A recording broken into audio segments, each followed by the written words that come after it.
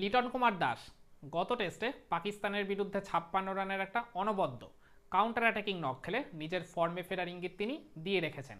এছাড়াও ষষ্ঠ উইকেটে মুশফিকুর রহিমের সাথে 114 রানের একটা অনবদ্য জুটিও তিনি গড়ে তুলেছিলেন।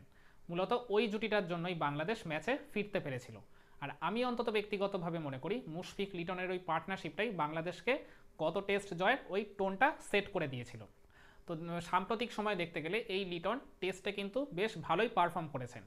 বেশ কিছু ম্যাচ আর সিরিজ ধরে তিনি ধারাবাহিকভাবেই ব্যাটে রান করে এসছেন, কিন্তু ওডিআই আর টি-20তে এই ধারাবাহিকতাটাই আবার তিনি একেবারেই দেখাতে পারছেন না। তো এরকমটা কেন হচ্ছে, চলুন সেটা নিয়ে আজকের এই ভিডিওতে আলোচনা করা যাক। তার আগে আমি লিটনের সাম্প্রতিক সময় টেস্ট, ওডিআই আর টি-20র পরিসংখ্যানটা একটু আপনাদের সামনে তুলে ধরি। লাস্ট 10টা টেস্টে তিনি রান করেছেন 699। এই সময় তার অ্যাভারেজ হচ্ছে 39, আর এই সময় তিনি সেঞ্চুরি পেয়েছেন একটা, হাফ সেঞ্চুরি পেয়েছেন 5টা। লাস্ট 10 ওডিআইতে তিনি মোট রান করেছেন 158। এই সময় তার অ্যাভারেজ 17.5, আর এই সময় তিনি কোনো সেঞ্চুরি বা হাফ সেঞ্চুরির দেখা পাননি। আর লাস্ট 10 টি-20র দিকে যদি তাকাই, তাহলে তার মোট রান 165, তার অ্যাভারেজ হচ্ছে প্রায় 21, আর এই সময় তিনি হাফ সেঞ্চুরি পেয়েছেন মাত্রই একটা। তাহলে এই তিন ফরম্যাটের যদি আমরা কম্পেয়ার করি, তাহলে টেস্টে তিনি ওডিআই আর টি-20 থেকে অনেক বেটার পারফর্ম করেছেন। এমনি এমনি তো তার টেস্ট অ্যাভারেজ 39 হয়নি, তাই না? তো সেই দিক থেকে দেখতে গেলে ওডিআই আর টি-20র অ্যাভারেজ কিন্তু তার অনেকটাই কম। তো এটা কেন কম হচ্ছে? কারণ তিনি ওই কনসিস্টেন্সিটা মেনটেন করতে পারছেন না ওই হোয়াইট বল ক্রিকেটের ফরম্যাটে। তো এই রকমটা হওয়ার কারণ, মানে যে কটা আর কি রিজন আমার চোখে পড়েছে, সেগুলোই এখন আপনাদের সামনে আমি শেয়ার করব। এর প্রথম কারণটা হচ্ছে লিটন আর কি ওডিআই আর টি-20তে ইনিংস ওপেন করেন, আর টেস্টে তিনি মিডিল অর্ডার বা লোয়ার মিডিল অর্ডারে ব্যাটিং করেন, মানে ওই 6 বা 7 নম্বর পজিশনে। তো যখন তিনি ইনিংস ওপেন করতে নামেন, তখন তো তাকে নতুন বল ফেস করতে হয়। তো নতুন বলে স্বাভাবিকভাবেই সিম মুভমেন্ট বেশি থাকে, একটু এক্সট্রা বিট অফ সুইংও থাকে, আর যদি কোয়ালিটি বোলার থাকে তারা তো বল দুদিকেই মুভ করাতে পারে। তো সেই কন্ডিশনটা আর কি ব্যাটসম্যানদের খুব একটা অনুকূলে তখন থাকে না। প্রথম 4-5টা ওভার খুব দেখে শুনে খেলতে হয়। এছাড়াও ওই ফিল্ডিং রেস্ট্রিকশনটা কিন্তু ইনিংসের শুরুর দিকেই থাকে। তো এখন মডার্ন ডে ক্রিকেটে ওই ফিল্ডিং রেস্ট্রিকশনকে কিন্তু কাজে লাগানোর জন্য একটা প্রবল চাপ ওপেনারদের উপর থাকে, খুব দ্রুতই রান বের করতে হয়। তো সেই রকম আর কি সব দিক থেকে দেখতে গেলে ওই চাপটা লিটন আর কি যখন তিনি আউট অফ টাচ থাকেন, আউট অফ ফর্ম থাকেন, যদিও তিনি ওডিআই আর টি-20তে বেশিরভাগ ওই মানে ব্যাট প্যাচের মধ্য দিয়েই কাটান কেরিয়ারের বেশিটা সময়। তো আর কি দেখতে গেলে ওই রকম আর কি চাপটা তিনি নিতে না পেরে ভুল শট খেলে বা ভুল অ্যাপ্রোচে আর কি তিনি নিজের উইকেটগুলো ছুড়ে দিয়ে আসেন। কিন্তু আবার এদিকে যদি টেস্ট ফরম্যাটের দিকে আপনি তাকান, সেখানে তো লিটন একটু বেশ নিচের দিকেই ব্যাট করতে আসে। তো তার ফলে আর কি তাকে নতুন বলও ফেস করতে হয় না, আর ওই সুইং বা সিম মুভমেন্টের সামনেও খুব একটা সেভাবে পড়তে হয় না। তো সেখানে তিনি একটু সময় নিয়ে ধীরে সুস্থে ক্রিজে নিজেকে সেট হওয়ার সময় দেন, তারপর তিনি আস্তে আস্তে শট নেগোশিয়েট করেন।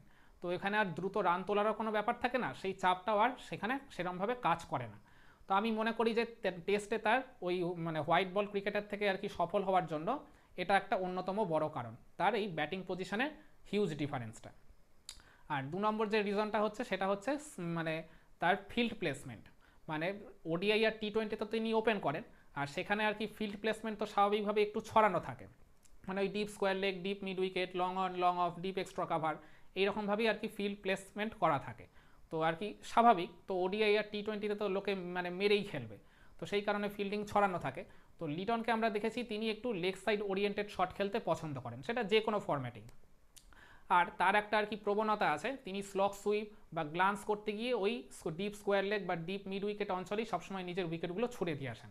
তো অপোনেন্ট টিমের ক্যাপ্টেনদের জন্য এটা আর কি খুবই একটা কমন স্ট্র্যাটেজি হয়ে গেছে। লিটনকে নিয়ে যখন তারা অ্যানালাইসিস করে ম্যাচ শুরুর আগে, তো তখন তারা আর কি ওই 2-3টে অঞ্চলে আর কি ফিল্ডার সবসময় সেট করেই রাখেন, আর বোলারদের ইনস্ট্রাকশনই দেওয়া থাকে যে ওই রকম লাইন লেন্থ মেনটেন করেই বল করতে।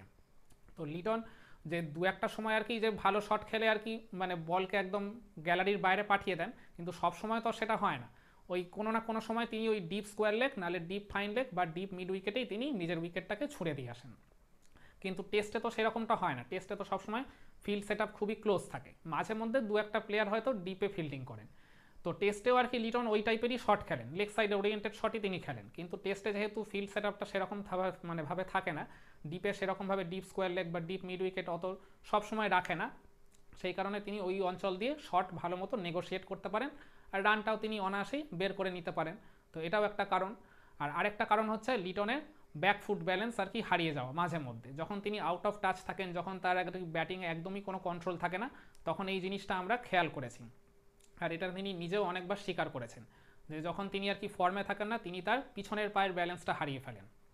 সেই ক্ষেত্রে আর কি দেখতে গেলে ওডিআই আর টি20তে এমনি একটা সবসময় চাপ থাকে দ্রুত রান তোলার, আর সেখানে আর কি তিনি ইনিংস ওপেন করেন, যেটা আমি আগেও বললাম ওই সুইং সিম মুভমেন্টের সামনে তাকে পড়তে হয়। তো সেইখানে আর কি তিনি একটুখানি গ্ল্যামারাস শট খেলতে গিয়ে নিজের আর কি ভুল অ্যাপ্রোচে উইকেটগুলো ছুড়ে দিয়ে আসেন। তিনি দেখতে গেলে স্কুপ করতে যান, লেগ গ্লান্স করতে যান, এই রকম টাইপের আর কি অদ্ভুতুরে শট খেলেন। আর তার আরেকটা উইক জোন হচ্ছে তিনি ভি জোনের শট কিন্তু খুব একটা বেশি খেলতে পারেন না, আর তিনি মেনলি আর কি লেগ সাইড ওরিয়েন্টেড প্লেয়ার। ওই ভি জোনে শট খেলতে না পারাটাও কিন্তু লিটনের একটা অনেক বড় দুর্বলতা। তো এই কারণেই আর কি তিনি সবসময় ওই অ্যাক্রস আর কি খেলতে যান, তিনি সবসময় ওই স্কোয়ার অফ দ্য উইকেট জোনে খেলতে গিয়েও নিজের ওই উইকেটগুলো, ওই বললাম যেটা ওই লেগ সাইডের ওরিয়েন্টেড শট খেলতে গিয়ে আর কি মানে নিজের উইকেটগুলো ছুড়ে দিয়ে আসেন। কিন্তু টেস্টে তো আর সেটা হয় না। টেস্টে তো আর কি তিনি সময় নিয়ে ধীরে সুস্থে নিজেকে আর কি মানে সেট হওয়ার জন্য যথেষ্ট সময় দেন। তো আর কি সেখানে বলতে গেলে ফিল্ড সেট আপও খুবই ক্লোজ থাকে। আর সাম্প্রতিক সময় আমরা দেখলাম এই গত সিরিজটায় তার আর কি মানে স্কিল বলুন বা তার ফুটওয়ার্ক বলুন, এগুলো কিন্তু যথেষ্টই ভালো, কিন্তু তিনি যখন আউট অফ টাচ থাকেন বা কিছুটা ব্যাট প্যাচে থাকেন বা যখন তিনি খারাপ ফর্মের মধ্য দিয়ে যান, তখন তাকে আর কি সাইকোলজিক্যালি কিছুটা তিনি ডিস্টার্বও থাকেন, তখন তাকে সোশ্যাল মিডিয়া আর কি নিয়ে এত ট্রোল করা হয়, এত হাসাহাসি করা হয়। আমি মনে করি এটাও কিছুটা একটা কারণ, কিন্তু as a professional player, as an international cricketer এই জিনিসগুলো মাথায় নেওয়াটা কখনো উচিত নয় যদি তিনি ক্যারিয়ারটা অনেক লম্বা করতে চান। তো যাই হোক, তো আর কি দেখলাম লিটন আর কি মানে আগের টেস্টে আর কি ওই যে প্রবলেমগুলো, যার পিছনের পায়ের ব্যালেন্স হারিয়ে ফেলা বা মানে ক্রিজে তার কন্ট্রোল হারিয়ে ফেলা, এই জিনিসগুলো আমার খুব একটা চোখে পড়েনি। তো যাই হোক, এই জিনিসগুলো তিনি যত তাড়াতাড়ি শুধরে আর কি ফিরতে পারবেন, তত তাড়াতাড়ি তিনি সব ফরম্যাটেই রানের মধ্যে ফিরতে পারবেন বলে আমি অন্তত ব্যক্তিগতভাবে মনে করি। তো আপনাদের কি মন্তব্য, আপনাদের কি মতামত যে লিটন ওডিআই আর টি20তে কেন রান পান না টেস্টের মতো ধারাবাহিকভাবে? কমেন্ট করে জানিয়ে দিন তো দেখি।